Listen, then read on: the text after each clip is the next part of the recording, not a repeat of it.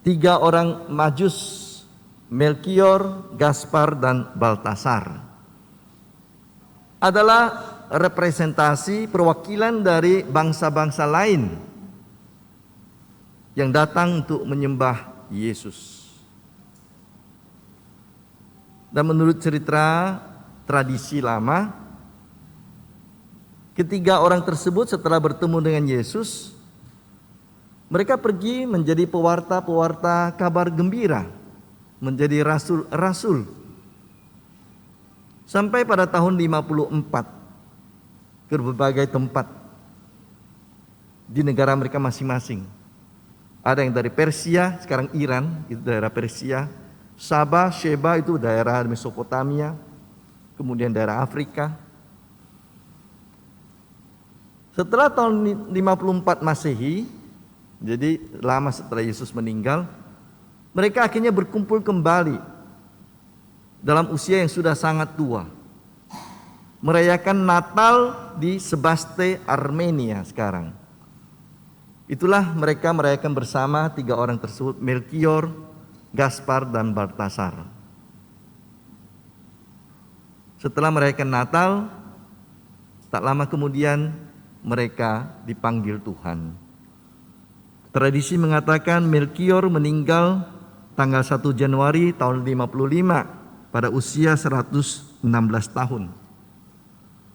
Gaspar meninggal pada tanggal 11 Januari tahun 55 juga pada usia 103 tahun. Dan Baltasar meninggal pada tanggal 6 Januari pada usia 112 tahun. Dan kalau kalian pergi ke Katedral Köln di Jerman, katanya di sana ada makam ketiga orang Majus tersebut. Itu tradisi. Nah, saudara-saudari terkasih, apa yang bisa kita renungkan dari peristiwa cerita Yesus menampakkan diri kepada bangsa-bangsa, di mana ketiga orang Majus datang membawa tiga persembahan: emas, kemenyan, dan mur. Kita lihat yang pertama adalah poin kontras antara siapa yang datang pertama-tama menyembah Yesus. Sesudah gembala tentunya. Bukan orang-orang terhormat, bukan orang Israel, bukan orang-orang ahli Taurat yang tahu kitab suci, tahu di mana akan dilahirkan penyelamat, pemimpin, karena mereka sendiri mengatakan di Bethlehem tanah Yehuda. Bukan ahli kitab, bukan orang-orang ternama, bukan raja, bukan orang Israel, tapi yang datang menyembah Yesus, yang melihat cahaya kemudian Yesus, yang mengerti Yesus lahir, raja baru lahir, adalah orang asing.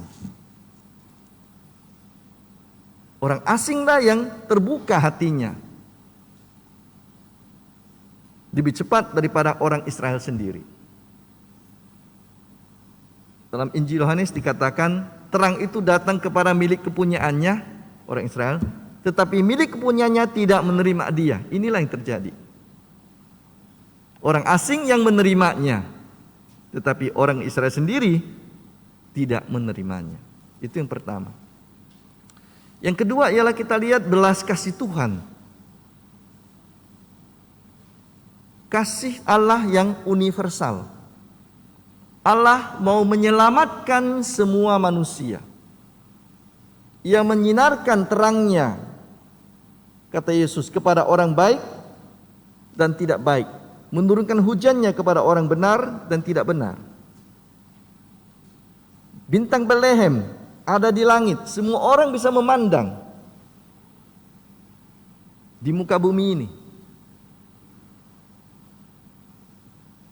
Kasih Allah untuk semua manusia, tidak dibatasi hanya pada satu golongan, satu status sosial, satu pekerjaan, atau satu bangsa. Kasih Allah yang universal. Yang ketiga, orang-orang Majus tidak datang langsung bertemu dengan Yesus di Bethlehem. Mereka datang dari berbagai tempat yang berbeda dan harus bertanya-tanya, berjuang. Keselamatan yang diberikan oleh Allah, kasih karunia Allah untuk menyelamatkan orang adalah hadiah gratis bagi kita. Tetapi juga harus kita perjuangkan dengan hidup kita. Itulah orang-orang Majus, mereka berjalan berlama, bulanan atau tahunan. Karena dikatakan dalam cerita usia 2 tahun ke bawah nanti. Diperkirakan Yesus 2 tahun ke bawah. Jadi mereka harus berjalan jauh, melewati berbagai kesulitan, tantangan, penderitaan, kehausan, kelaparan, ketidaktahuan, sesat mungkin juga. Akhirnya baru bertemu dengan Yesus.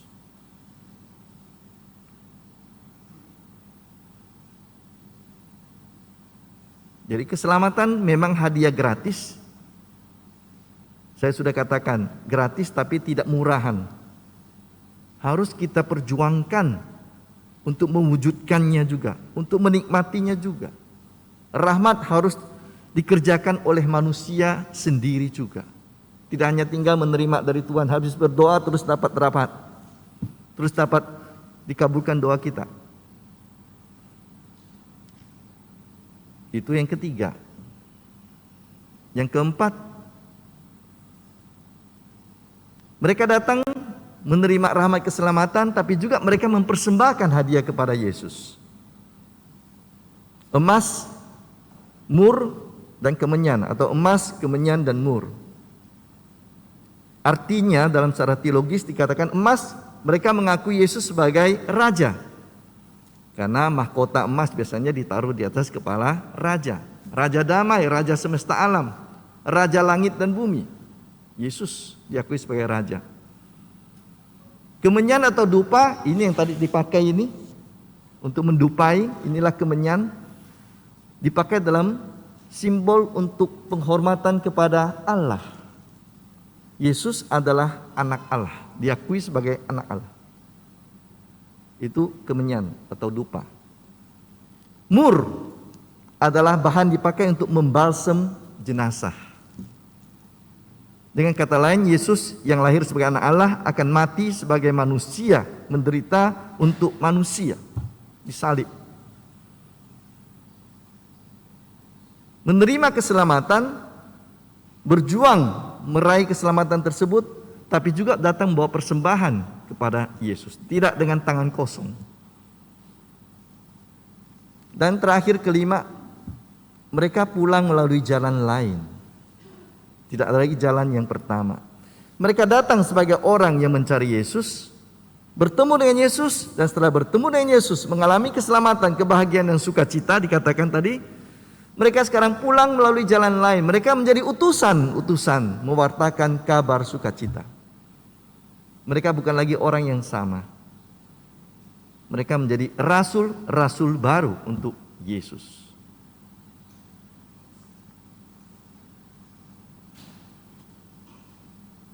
Kita bagian dari orang-orang Majus tersebut. Kita adalah bagian dari bangsa-bangsa lain yang bukan bangsa Yahudi, bukan bangsa Israel, bukan bangsa terpilih. Tapi kita juga mempunyai kesempatan yang sama seperti bangsa Israel. Gereja, orang yang percaya kepada Yesus adalah gereja yang terbuka. Seperti dalam bacaan kedua tadi katakan, bukan hanya bangsa Israel, tapi bangsa-bangsa bukan Israel juga berhak menjadi anak-anak Allah. Dengan baptisan kita, dengan iman kita kepada Yesus, kita menerima terang keselamatan, bintang Bethlehem kepada hidup kita. Kita bisa diselamatkan karena kasih Allah yang sempurna dan universal. Allah menggabungkan semua manusia menjadi anak-anaknya. Maka setelah kita datang terbuka kepada Yesus, menerima dalam rahmat iman untuk menjadi saudara-saudari Yesus, kita juga mempunyai kasih yang universal kepada semua saudara-saudari kita. Kita rendah hati juga mengakui bahwa bukan kita yang paling baik, bukan kita yang paling benar, bukan kita yang paling kudus. Kekudusan, kebenaran, kesucian, kebaikan juga ada pada saudara-saudari kita yang berbeda dengan kita. Kasih kita menjadi kasih yang solider, melihat orang lain dengan kacamata penghormatan, penghargaan, bukan sombong, bukan merendahkan. Kita menjadi rendah hati, hidup sebagai saudara-saudari untuk saling membantu dan bekerja sama. Tetapi seperti juga orang Majus harus mencari Yesus dengan susah payah, iman kita juga harus kita kerjakan. Yesus telah mengatakan, carilah engkau akan mendapat, ketuklah pintu akan dibukakan bagimu, mintalah engkau akan diberi. Tetapi kita harus berusaha untuk mengetuk, berjalan mencari, dan berani merendahkan diri untuk meminta kepada Tuhan. Iman tanpa perbuatan adalah hampa, sia-sia, kosong. Jadi walaupun kita diberikan keselamatan oleh Tuhan, rahmat Roh Kudus, karunia cinta dari Tuhan, kita juga harus berani bekerja sama untuk mewujudkan keselamatan tersebut. Jangan hanya tinggal meminta, menadahkan tangan, tapi dari pihak kita juga kita harus bekerja sama dengan Allah untuk mewujudkan dunia yang lebih baik, manusia lingkungan hidup yang lebih ramah, lebih bercinta kasih, lebih damai, lebih bersaudara.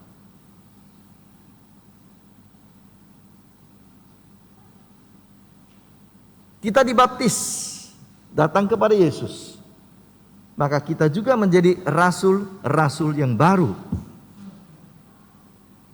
Kita juga menjadi pewarta-pewarta kabar gembira yang baru, seperti orang-orang Majus tersebut.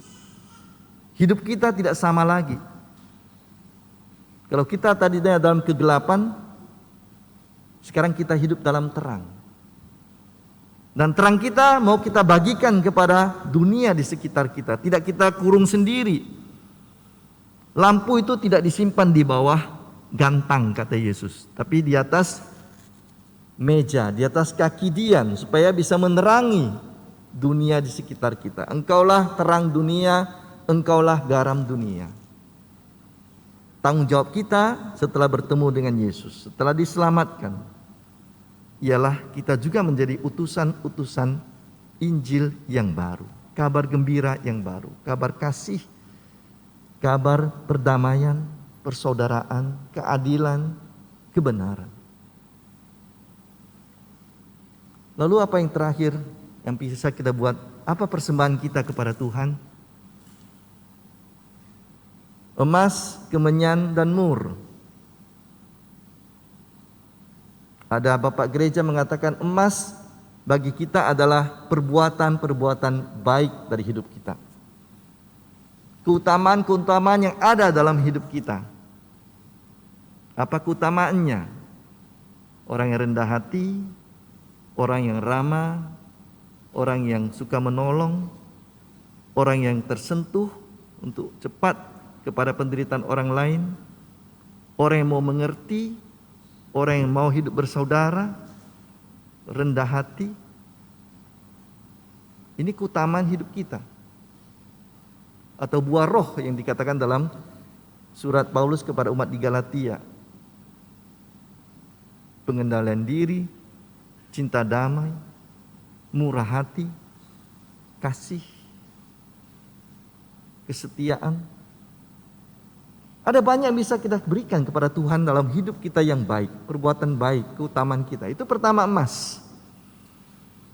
Yang kedua adalah dupa atau kemenyan. Kalau kita berbuat baik tetapi tanpa dasar kepercayaan kepada Tuhan, kita sama dengan para humanis, agnostis, dan ateis di dunia ini. Banyak mereka yang berbuat baik tetapi tidak percaya kepada Tuhan. Kita berbuat baik karena kita percaya Yesus menghendaki kita untuk hidup seperti cara hidupnya. Kita percaya kepada keselamatan yang dibawa oleh Yesus, Anak Allah yang datang menyelamatkan manusia, dan kita mau mengikuti jejaknya, cara hidupnya.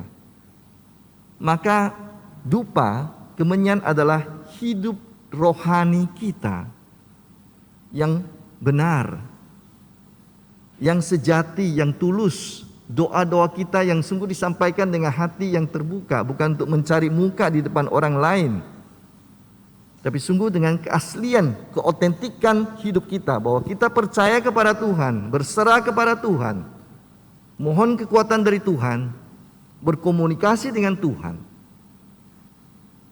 Itulah hidup iman, hidup roh, doa-doa yang tulus.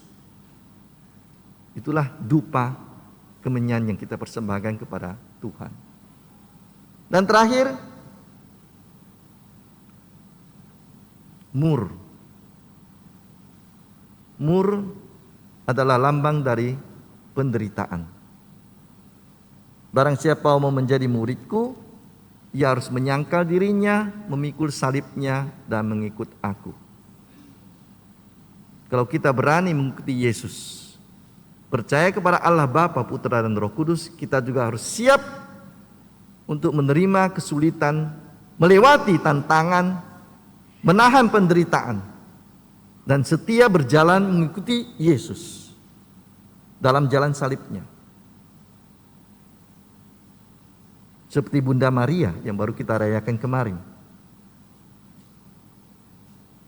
Apakah kita hanya mau menerima yang senang, lalu tidak berani dan tidak mau menerima yang susah sebagai risiko menjadi pengikut Yesus? Itulah mur yang kita persembahkan kepada Tuhan.